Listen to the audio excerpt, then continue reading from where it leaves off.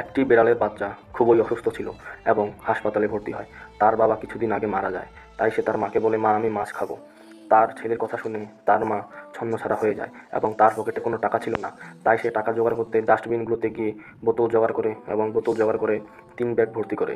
তার দুপুরে হঠাৎ করে খিদে পায়, কিন্তু তার কাছে কোনো টাকা নেই। তাই সে বাকিতে কিছু খাবার নেয় এবং সেই খাবার তার মুখে দেয় এবং সে তার বোতলগুলো বিক্রি করার জন্য দোকানে যায় এবং দোকানে গিয়ে তার বোতলগুলো দেখায়। দোকানি তাকে তার বোতলের বিনিময়ে কিছু টাকা দেয়।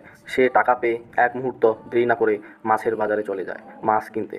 সে দেখে দেখে দুটো সুন্দর মাছ কিনে তার ছেলের জন্য, এবং মাছ দুটো পছন্দ হলে সে টাকা দিয়ে সেই মাছ দুটো বাড়িতে নিয়ে যায়। বাড়িতে নিয়ে গিয়ে সুন্দর করে মাছের আঁশ ছড়িয়ে সুন্দর করে কেটে কেটে তা কড়াইয়ের মধ্যে দেয় এবং কড়াইয়ের মধ্যে সে দীর্ঘক্ষণ মনোযোগ সহকারে রান্না করতে থাকে, কেননা তার ছেলে অসুস্থ। তার রান্না হয়ে গেলে সে সেই মাছ ও কিছু খাবার নিয়ে চলে যায় তার ছেলের উদ্দেশ্যে।